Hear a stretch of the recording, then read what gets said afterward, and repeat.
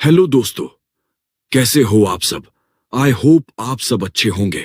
शुरू करते हैं इसी के साथ आज एक और भूतिया और सच्ची घटना को। अगर आप इसका आनंद लेना चाहते हैं तो इसे अंत तक जरूर देखें। भूतिया ट्रेन की रहस्यमयी कहानी। बहुत समय पहले की बात है। एक छोटे से गांव में एक पुरानी रेलवे लाइन थी।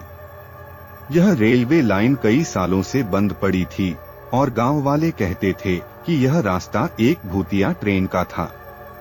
लोग कहते थे कि रात के अंधेरे में इस ट्रेन की आवाज सुनाई देती थी, लेकिन जब लोग दौड़कर स्टेशन तक पहुंचते तो वहां कोई ट्रेन नहीं होती थी।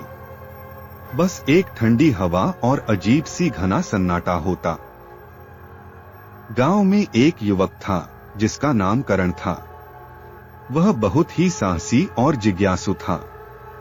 उसे हमेशा नई नई चीजें खोजने का शौक था।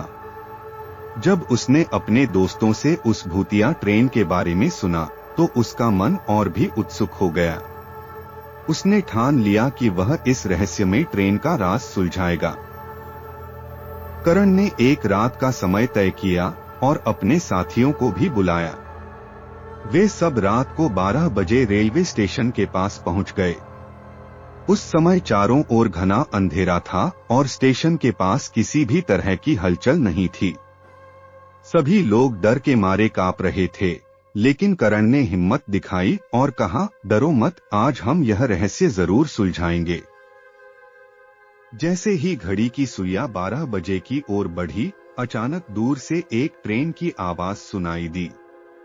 सबने ध्यान से सुना। यह वही आवाज थी जिसे गांव वाले भूतिया ट्रेन की आवाज कहते थे।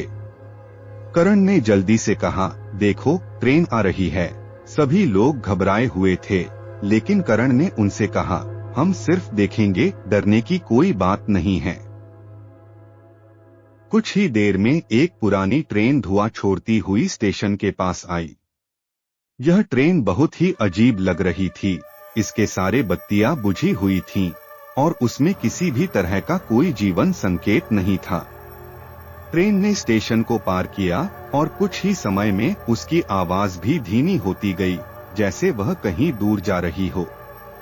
करण और उसके दोस्त उस ट्रेन के पीछे दौड़े, लेकिन जब वे रेलवे ट्रैक तक पहुंचे तो वहां कोई ट्रेन नहीं थी। वह पूरी जगह सुनसान और अंधेरी थी। अचानक करण को कुछ महसूस हुआ। कहीं से एक ठंडी हवा बह रही थी और उसके चेहरे पर एक अजीब सी छाया सी गुजर गई।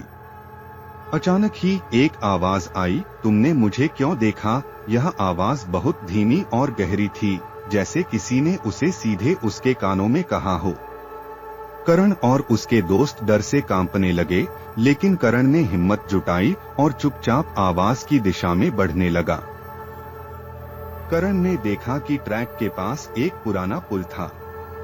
वह पुल बहुत पुराना और खस्ता हाल था, जिससे गुजरना बहुत ही खतरनाक था। करण और उसके दोस्त उस पुल पर चढ़े और जैसे ही वे पुल के बीचों बीच पहुंचे, ट्रेन की आवाज फिर से सुनाई दी, लेकिन अब यह आवाज बिल्कुल पास आ रही थी। यह आवाज बहुत डरावनी और अजीब थी। अचानक ट्रेन का भूतिया रूप सामने आया। वह ट्रेन बिल्कुल वही थी जो करण ने पहले सुनी थी, लेकिन इस बार उसकी खिड़कियां लाल रंग की हो चुकी थीं और अंदर से एक धुआं निकल रहा था। एक सफेद रेशमी धारा ट्रेन के साथ चल रही थी और उसी धारे में से एक पारदर्शी महिला की आत्मा बाहर झांक रही थी। उसकी आंखें बहुत डरावनी थीं और उसका चेहरा घनी धुंध में छुपा हुआ था। वह अचानक बोली, तुम यहाँ क्यों आए हो? क्या तुम मेरी मदद करना चाहते हो? करण और उसके दोस्त डर के मारे कांप रहे थे, लेकिन करण ने हिम्मत दिखाई और कहा, हम तुम्हारी मदद करना चाहते हैं।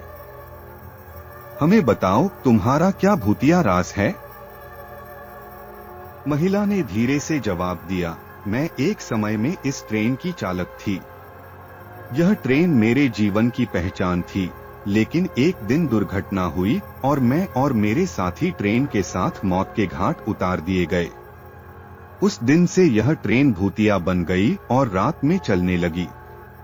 मेरी आत्मा और मेरे साथियों की आत्माएं अब भी यहाँ हैं, क्योंकि हम किसी कारण से शांति नहीं पा सके। करण ने कहा, क्या हम तुम्हारी मदद कर सकते हैं? महिला ने कहा, मुझे और मेरे साथियों को शांति तब मिलेगी जब इस ट्रेन के पुराने दुर्घटना स्थल पर एक पूजा की जाएगी और हमारे शवों को सम्मान पूर्वक दफनाया जाएगा। तब हम शांति पा सकते हैं।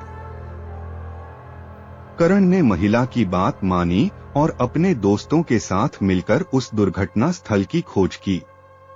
बहुत प्रयास के बाद उन्होंने वह स्थान खोज लिया और वहां एक पूजा आयोजित की। पूजा के बाद उन्होंने वहां से कंकालों को निकाला और उन्हें उचित सम्मान दिया।